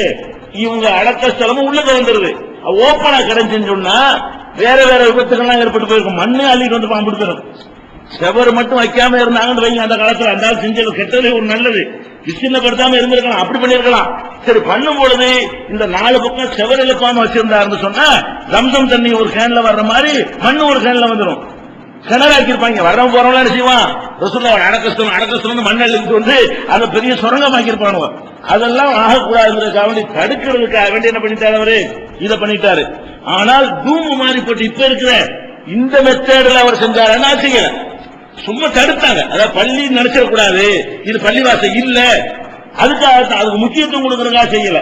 அதுக்கப்புறம் இந்த குப்பா எப்ப உண்டாகுது தெரியுமா? எகிப்தை சேர்ந்த மன்னர்களுடைய கையில ஒரு கட்டத்தில் ஆட்சி இருக்கிறது. ஹிஜ்ரி 678.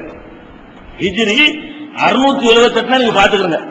ரசூல் ஸல்லல்லாஹு அலைஹி வஸல்லம் மூத்தா போய் ஒரு 100 ஆண்டு, 2 நூற்றாண்டு, 3 நூற்றாண்டு, 4 நூற்றாண்டு, 5 நூற்றாண்டு, 6 நூற்றாண்டு, 678 ஆண்டு வரைக்கும் அதுல குப்பாவெல்லாம் கிடையாது. அந்த பச்சையா ஒண்ணு பாக்குறீங்களே, அதெல்லாம் ரசூல் ஸல்லல்லாஹு அலைஹி வஸல்லம் அடக்கஸ்தலத்தின் மீது அந்த மாதிரியான டூமுகள் எதுவுமே கிடையாது. சும்மா அது தனியாக பள்ளிக்குள்ள ஒரு இடமாக இருந்து கொண்டிருந்தே தவிர அதுக்கு ஒரு தனி ஒரு வடிவமைப்பு கிடைச்சிருக்குத. அது எப்ப உண்டாகுதுன்னு கேட்டா, அவர் மன்னர் பேர் வந்து மன்சூர்னு சொல்லுவாங்க.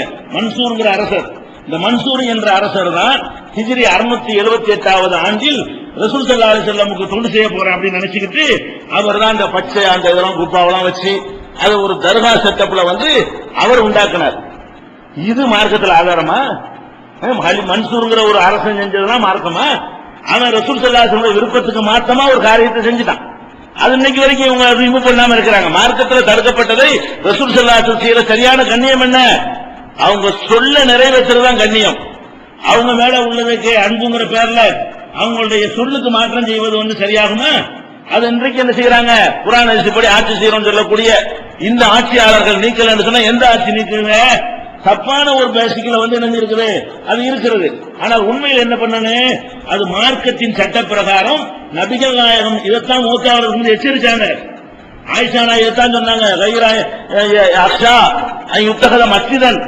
மஸ்ஜித் ஆயிருமோ என்று சொல்ல பயந்தார்கள். ஆயிடுச்சு, மஸ்ஜித் ஆயிருமோன்னு பயந்தாங்கல்ல. நபிகள் நாயகம் ஸல்லல்லாஹு அலைஹி வஸல்லம் அவர்கள் எதுக்கு பயந்தார்களோ அது மாதிரி ஒரு சேஃப் வச்சுக்கிட்டு அதை தலீலா காட்டுறாங்க. இன்னைக்கு என்ன செய்யறான்? பாத்தீங்களா, அங்கெல்லாம் கட்டிருக்கீங்க, கட்டினா என்னங்கிறான். அது யாரு கட்டினா? அல்லாஹ்வுடைய ரசூலா?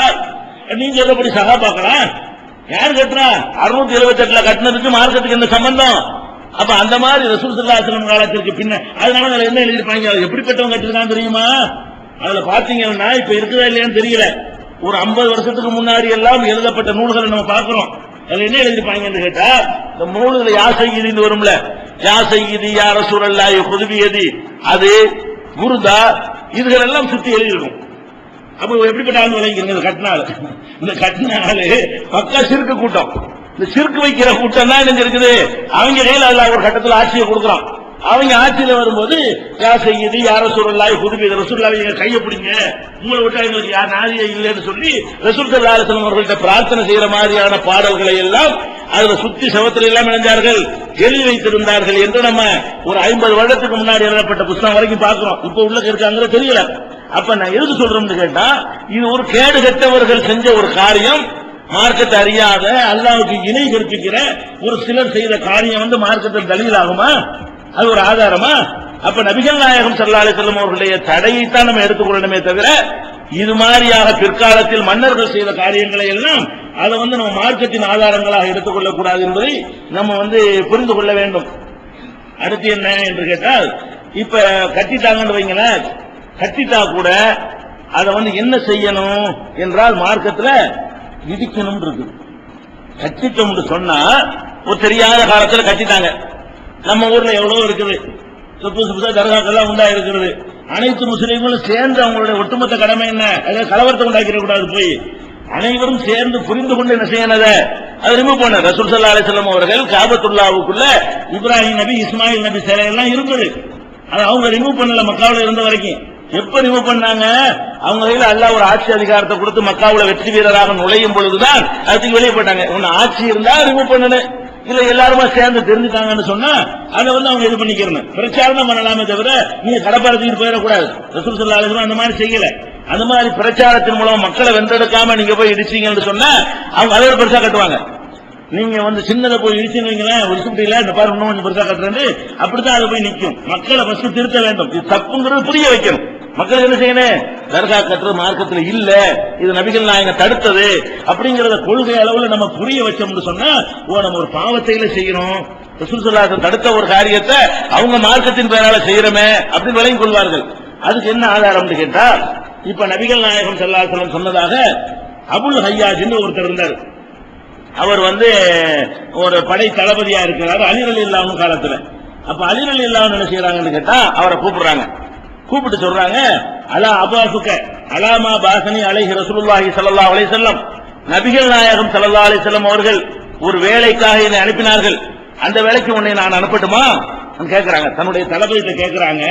ரசூல் ஸல்லல்லாஹு அலைஹி வஸல்லம் உயிரோட வாழ்ந்த காலத்துல ஒரு வேலையை என்கிட்ட கொடுத்து அனுப்புனாங்க, அந்த மாதிரி வேலை ஒண்ணு இப்ப கைவசம் இருக்குது, அதை உன்னை அனுப்பட்டுமா அப்படின்னு கேட்கிறாங்க. அவர் சரிங்கிறாரு. அப்ப நபி ஸல்லல்லாஹு அலைஹி வஸல்லம் சொல்லி விடுறாங்க, அல்லாஹ் ததா திம்சாலன் இல்லா தமஸ்தஹு வலா கபரன் முஸ்ரிஃபன் இல்லா சவைத்தஹு, உயர்த்தப்பட்டிருக்கிற எந்த ஒரு கபரா இருந்தாலும் அதை நீ தரமட்டமாக்காமல் விடாதே. இதுதான் எனக்கு ரசூலுல்லாஹ் ஒரு காலத்துல கொடுத்த டியூட்டி.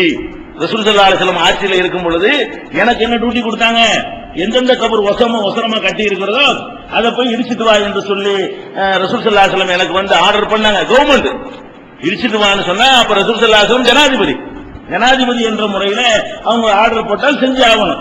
அது மாதிரி இடிக்க சொல்லி கட்டளை இட்டார்கள் சொல்லி அலி ரலியல்லாஹு அன்ஹு அவர்கள் அபுல் ஹய்யாஜ் சொல்றாங்க. இது சஹீஹ் முஸ்லிம்ல 1609வது ஹதீஸாக பதிவு செய்யப்பட்டிருக்கிறது. இன்னும் பல நூல்களிலும் இருக்கு. என்ன விளங்குது, கட்டுறதே கூடாதுங்கிறது தடுத்துட்டாங்க.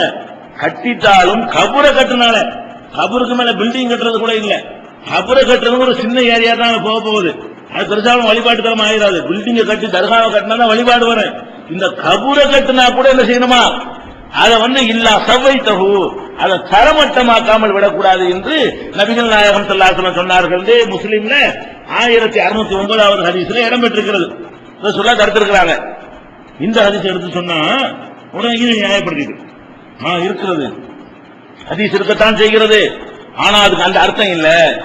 எந்த அர்த்தம் இல்லையா, இந்த சவைத்தஹுன்னு வார்த்தை வருதுல, வலா கபரன் முஸ்ரிஃபன் இல்லா சவைத்தஹு, இந்த சவைத்தங்கிற அரபி வார்த்தை பல அர்த்தம் உள்ள வார்த்தைங்க. அவங்க என்ன பண்றாங்கன்னு கேட்டா, சவைத்தன சீர்படுத்துதல். சவைத்தன அர்த்தம் எந்த ஒரு கபரையும் தரமட்டமாக்காதுன்றது அர்த்தம் கிடையாது. வேற என்ன அர்த்தம், சீர்படுத்துன்னு அர்த்தம். அப்ப கபரை அழகா பினிஷ் பண்ணுங்க அப்படி அர்த்தம். எப்படி செய்யணுமா, கபர் கட்டினா அந்த கபர் என்ன செய்யணுமா, பழுவல் பினிஷிங்கா பாக்குறதுக்கு நல்லா இருக்கணுமே தவிர அதான் சீராக்குது. அப்ப ரசூல் ஸல்லல்லாஹு அலைஹி வஸல்லம் சொன்ன வார்த்தை என்ன, இல்லா சவ்வைத்தவு என்று சொன்னார்கள்.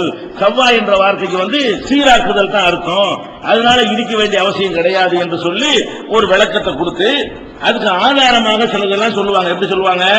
உதாரணமா அல்லாஹ் இந்த வானத்தை படைச்சேங்கிறான். கலக்கலக்கும் ஆஃபில் ஜமியன் சும்மஸ்தவா இல சமாயி சவ்வாஹுன்ன சப சமாவாத்தின். அல்லாஹ் இந்த வானங்களை 7 வானங்களாக சவ்வாங்கிற வார்த்தை இல்லா சவ்வைத்தகுன் இருக்குல்ல, அதே வார்த்தையை எதுக்கு அல்லாஹ் பயன்படுத்தினா? வானங்களை ஒழுங்குபடுத்தினான்னு அர்த்தம் செய்யறதா, வானத்தை தரமட்டமாக்கணும்னு அர்த்தம் செய்வதா கேட்கறாங்க. அவங்க என்ன கேட்கறாங்க? இல்லா சவ்வைத்தகுன் வருதுல இந்த கபர் விஷயத்துக்கு, இந்த கபர் விஷயத்துக்கு சவ்வைத்தேன்னு வந்த உடனே அப்ப சவ்வைத்தேங்கிற அர்த்தத்துக்கு என்ன அர்த்தம், வார்த்தைக்கு என்ன அர்த்தம் கொடுக்கணும்? அதை ஒழுங்குபடுத்தணும்னு தான் அர்த்தம் கொடுக்கணும். இடிச்சு தரமட்டமாக்குன்னு அர்த்தம் கொடுக்க கூடாது. அப்ப வானத்தை அல்ல இடிச்சு தரமட்டமாக்கிட்டானா? சவ்வாஹுன்ன சப சமாவாத்தின் 7 வானங்களாக அவற்றை ஒழுங்குபடுத்தினான். 7 வானங்களாக அவற்றை இடிச்சு தரமட்டமாக்கணும்னு அர்த்தம் வருமா? வராது. அப்ப சவ்வாவுக்கு இவர்கள் தப்ப அர்த்தம் செய்கிறார்கள். நம்மளை பார்த்து சவ்வாவுக்கு நம்ம என்ன செய்யறோமா? தப்ப அர்த்தம் செய்யறோம் சொல்லி அந்த குர்ஆன் வசனத்தை எடுத்து இதை காட்டுவாங்க. அதே மாதிரி மனிதனை பற்றி பேசும் பொழுது ஃபைதா சவ்வைத்துஹு அல்லாஹ் சொல்றான், இந்த ஆதமை மண்ணிலிருந்து நான் படைக்க போகிறேன் என்று சொல்லிவிட்டு ஃபைதா சவ்வைத்துஹு அவரை நான் சீர்படுத்திய பொழுது வநஃபக்து ஃபீஹி மின் ரூஹி எனக்கு சொந்தமான ரூஹை அவருக்கு நான் ஊதும் பொழுது வகவுலஹு சாஜிதீன் அவருக்கு சஜிதா செய்யுங்கள் பணியுங்கள் என்று அல்லாஹ் சொன்னான். அந்த இடத்துல அல்லாஹ் என்ன வார்த்தையை பயன்படுத்தினான்? ஃபைதா சவ்வைத்துஹு அவரை இடிச்சு தரமட்டமாக்குற அர்த்தம். ஆதம் அலைஹிஸ்ஸலாத்தை தரமட்டமாக்கும் பொழுது நீங்க எல்லாம் பணியுங்கள் அர்த்தமா? அவரை சரிப்படுத்தும் போது அர்த்தமா? சரிப்படுத்தும் பொழுது மண்ணா இருந்தாலும் சரிப்படுத்துறது அர்த்தம். அப்படிங்கிற மாதிரியான உதாரணமா இது எங்க இருக்குன்னா 15:29, 32:9, 2:29 இந்த மாதிரி வசனங்களை எல்லாம் எடுத்து வைத்துக் கொண்டு இல்லா சவ்வைத்தகுன் வருதுல, எந்த ஒரு கபரையும் தரமட்டமாக்காமல் விடாது நம்ம அர்த்தம் செய்யறோம். அவங்க அந்த சவ்வைத்தகு என்ன அர்த்தம் செய்வாங்கன்னா, எந்த ஒரு கபரையும் சீர்படுத்தாம ஒழுங்குபடுத்தாம விடாத. அப்ப ஒழுங்கற்ற கபர்களை எல்லாம் நல்லா ஒழுங்குபடுத்துங்க, நல்லா பூசி மெழுகி செலவுகள் எல்லாம் போட்டு அப்படி பண்ணுங்க, பாலிஷ் பண்ணுங்க அர்த்தம். அப்படிங்கிற மாதிரி ஒரு வியாக்கியானத்தை கொடுக்குறாங்க. இதுல என்ன அது பார்த்தா சரி மாதிரி தெரியும். குர்ஆன்ல இருந்து காட்டுறாங்கல்ல, சவ்வைத்தாண்டு வருது, இப்ப சவ்வாஹுன்னாண்டு வருது, அங்க போய் இடிச்சு தரமட்டமாக்குன்னு வருமா?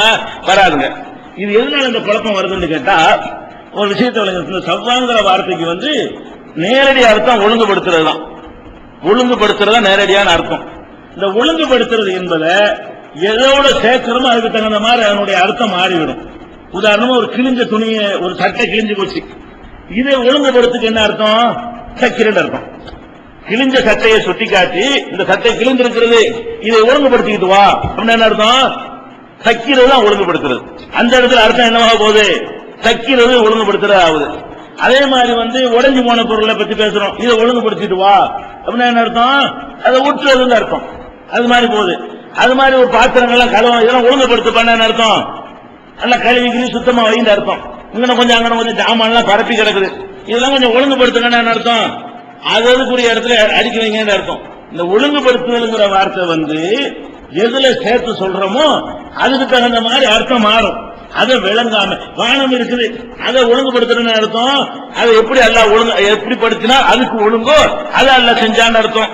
மண்ணா கிடக்கிறார் ஆதம் அலைஹிஸ்ஸலாம், இவரை ஒழுங்குபடுத்துறன்னு என்ன அர்த்தம்? கண்ணு காது மூக்கு அதெல்லாம் எல்லாம் வச்சு அவர் எப்படி வந்தால் நல்லா இருக்கும் அல்லாஹ்வுடைய ஞானத்தில் இருந்ததோ அது மாதிரி உருவத்தை கொடுக்கறதுக்கு பேர் என்னது? ஒழுங்குபடுத்துதல். அப்ப சவ்வாங்கிற வார்த்தைக்கு என்ன அர்த்தம் என்றால் ஒழுங்குபடுத்துதல் அர்த்தம், சந்தேகமே கிடையாது. ஆனால் எது எதுக்கு பயன்படுத்துறோமோ அதுக்கு தகுந்த மாதிரி என்ன மாறிக்கொள்ளும். இப்ப எதுக்கு வருது? உயரமா இருக்கிறத ஒழுங்குபடுத்துறதுனால பாயிண்ட் விட்டுறாங்க. அந்த ஒழுங்குபடுத்துறத மட்டும் பாக்குறாங்களே தவிர அதுக்கு முந்தி பயன்படுத்துற வார்த்தை என்ன? ஒலா கபரன் முஸ்ரிபன், உயரமா இருக்கிற எந்த ஒரு கபரையும் ஒழுங்குபடுத்துறது, இந்த சீர்படுத்துறதுன்னு அர்த்தம். அந்த உயரத்தை காலி பண்றதுன்னு அர்த்தம். அதுல ரசூல் ஸல்லல்லாஹு அலைஹி வஸல்லம் பயன்படுத்தின வாசனை என்ன? இப்ப உதாரணமா எடுத்துக்கிறீங்களேன், இதே மாதிரியான ஒரு விஷயத்தை எடுத்துக்கிறீங்க. நபி ஸல்லல்லாஹு அலைஹி வஸல்லம் அவர்கள் மதீனாவுக்கு போறாங்க. போன உடனே பள்ளிவாசலுக்காக வேண்டி ஒரு இடம் வேணும்னு சொல்றாங்க. அப்ப பனு சார்ந்த ஒரு கூட்டத்தை சேர்ந்தவர்கள் அவங்களுக்கு சொந்தமான ஒரு இடம் ஒண்ணு இருந்தது, அதை எனக்கு விலைக்கு தெரியலான்னு கேட்டாங்க. அந்த அனாதை சிறுவர்கள் என்ன கேட்டாங்க? விலை வேணான்ட்டாங்க. கடைசியில் ரசூல் ஸல்லல்லாஹு அலைஹி வஸல்லம் வற்புறுத்தி விலைக்கு தான் வாங்கினாங்க. வாங்கி அது வெறுமனே காலி மனை, அந்த காலி மனையில பள்ளிவாசல் கட்டுறதுக்காக வேண்டி அந்த இது பண்றாங்க, தோண்டிக்கிட்டு ஒழுங்குபடுத்துவாங்கல்ல. அப்ப தோண்டிக்கிட்டு இருக்கும் பொழுது அது என்னவெல்லாம் இருக்குதுன்னு கேட்டா, அந்த காலி மனையில பேரிச்ச மரங்கள் அங்கங்க இருக்குது. காலி மனைனா என்ன இருக்கு? பேரிச்ச மரங்கள் அங்க ஒண்ணு பேரிச்ச மரங்கள் இருக்குது. இதை வச்சுக்கிட்டு பள்ளிவாசல் ஆக்க முடியுமா? சப்பு நிக்கிறதுக்கு இடைஞ்சலா இருக்கும். அந்த காலி மனையில வேற என்ன இருக்குன்னு கேட்டா, சில குட்டி சுவர்கள் இருக்குது. குட்டி சுவர்னா என்ன? ஏற்கனவே கட்டிடங்கள் இருந்து இடிஞ்சு போய் அங்கிட்டு ஒரு சுவர் இங்கிட்டு ஒரு சுவரா இருக்கும். அதுக்கு பேர் குட்டி சுவர்னு பேரு. குட்டி சுவர்னு சொல்றாங்களே இல்ல, குட்டி சுவர்னா அர்த்தம் அந்த சிதிலம் அடைஞ்ச கட்டிடத்துல எஞ்சி இருக்கக்கூடிய சுவர்கள், வீணா போன கட்டிடத்துல எஞ்சி இருக்கிற சுவர்களுக்கு பேர் என்னது? குட்டி சுவர்கள். அப்ப அந்த ஹதீஸ்ல வருது, நபி ஸல்லல்லாஹு அலைஹி வஸல்லம் அவர்கள் பேரிச்ச மரங்களை எல்லாம் வெட்ட சொன்னார்கள். வெட்டப்பட்டது. அதுக்கப்புறம் இந்த குட்டி சுவர்களை பார்த்து சீர்படுத்த சொன்னார்கள். அதை சுவியத்துன்னு போறது. குட்டி சுவர்கள் இருந்தது, அது என்ன பண்ண சொன்னாங்க ரசூல் ஸல்லல்லாஹு அலைஹி வஸல்லம்? அதை சரி செய்து சொன்னார்கள். அது ஒழுங்குபடுத்தப்பட்டது. என்ன அர்த்தம்? அப்ப இந்த குட்டி சுவர்கள் பூசி அழகா மொழிகி அப்படி உயரமா அப்படி வைக்கிறன்னு அர்த்தமா? தொழுகிறதுக்காக தலைவரத்தை ஆக்குறது அர்த்தமா? குட்டிச்சவரை பற்றி வரும்பொழுது ரசூலுல்லாஹ் சொல்றாங்க, இந்த குட்டிச்சவரை ஒழுங்குபடுத்துங்க, குட்டிச்சவரை ஒழுங்குபடுத்துங்கன்னு சொன்ன உடனே சுவியத் இதே வார்த்தை வருது.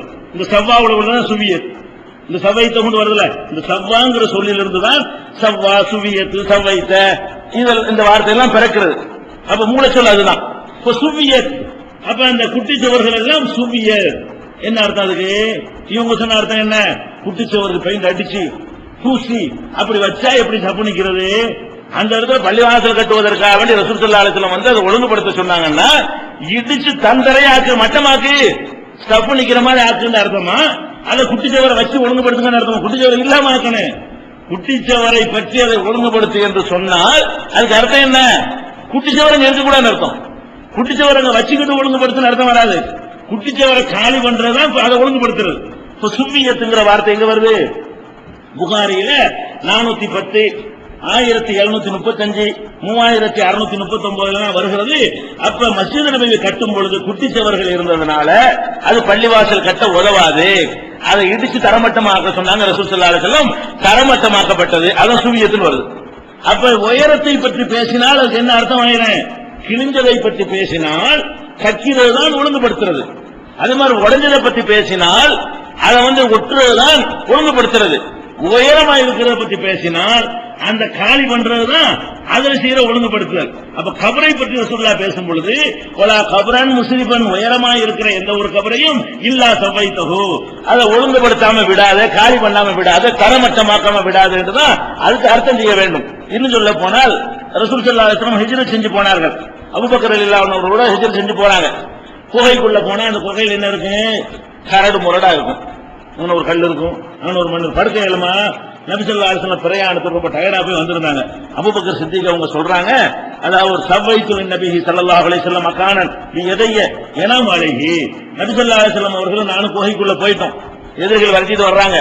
பாதுகாப்புக்காக கவுரு குகைக்குள்ள நாங்க நினைஞ்சிட்டோம், நுழைந்து விட்டோம். நுழைஞ்சா ரசூலுல்லாஹ் படுக்கிற மாதிரி அந்த இடம் இல்ல, மேடும் பள்ளமுமாக கல்லும் கரடுமாக இருந்தது.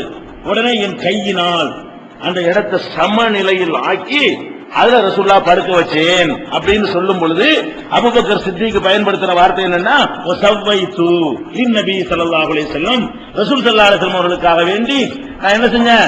அந்த கரடு முரடை எல்லாம் சரிப்படுத்தினேன். அப்படின்னா அந்த கரடு முரடை எல்லாம் அதை வச்சு அதுக்கு மேல பெயிண்ட் அடிச்சு அதுக்கு மேல பூசி அதுக்கு மேல போய் படுங்கன்னாங்களா? கரடு முரடை காலி பண்ணாங்களா? ரிமூவ் பண்றதுன்னு அர்த்தம். கரடு முரடை சரி பண்றதுன்னு அர்த்தம், அதை இல்லாம ஆக்கிறதுன்னு அர்த்தம். அது எங்க இது புகாரியில 3379, 3346 அந்த ஹதீஸ்கள் எல்லாம் பார்க்கிறோம். அதே மாதிரி ஒரு மனிதர் தொழுகிறாரு, தொழுகும் போது கல்லு மண்ணுமா கிடக்கிறது கட்டாந்தரையில, அந்த கல்லு நெத்தில குத்தும். ரோட்ல தொழுவுறீங்கன்னு வைங்க, வெறும் தரையா சமமா இருந்தால் நெத்தில குத்தாது. இப்படி ஏத்திக்கிட்டு இறக்கிட்டு இருந்தா என்னவாக அது நெத்தில குத்தம், கையெல்லாம் வைக்க முடியாது. அப்ப அதை பத்தி ரசூலுல்லாஹ் கேட்கிறாங்க, அர்-ரஜுலு யுஸவ்வி துராப ஹைது யஸ்ஜுது, சஜ்தா செய்யும் பொழுது அவன் சஜ்தா செய்யற அந்த மண்ணை சமமா ஆக்குறான, அது கூடுமா? நெத்தியை கொண்டு வைக்க போறோம், ஒரு கல் நீடிட்டு இருக்குது, அது தட்டி விட்டு சமமா ஆக்குறானே, இதை செய்யலாமான்னு ரசூலுல்லாஹ் கேட்கிறாங்க. அப்ப ரசூல் ஸல்லல்லாஹு அலைஹி சொல்றாங்க, இன்குன்த ஃபாயிலன் ஃபவாஹிதா, செஞ்சுக்கலாம், தொழுதுகிட்டு இருக்கும் போது அதை செய்யலாம், ஒரு தடவை செஞ்சிரு, ஒரு தட்டு தான், இப்படி புரிந்துகிட்டு செய்யக்கூடாது. போய்கிட்டு இருக்க அப்படி ஒரு தட்டு தட்டி விட்டுட்டு சமம் ஒரு தட்டுல சமமாக்கிடணும். சமமாக்கி விட்டு நீ செய்து கொள் அப்படின்னு ரசூல் ஸல்லல்லாஹு அலைஹி வஸல்லம் சொன்னதாக முஸ்லிம்ல 851 வருது. இதுலயும் வருது யுஸப்பி துராப, மண்ணை சமமாக்குறது, சமமட்டமாக்கினா அவனுக்கு கீழே குத்தாது. அது செய்யலாமா? ஒரு தடவை செஞ்சுக்க. எதுக்கு இதை சொல்றோம்னு கேட்டா, இந்த சவ்வாங்கிற வார்த்தையை வைத்துக் கொண்டு அவர்கள் தப்பான வியாக்கியானம் கொடுக்கிறார்கள். அதுக்காக சொல்றோம். அப்ப நல்ல விளங்கிக்கணும், உயரமா இருக்கிற கபரை இடிக்கிறது தான் அதுக்கு அர்த்தம்.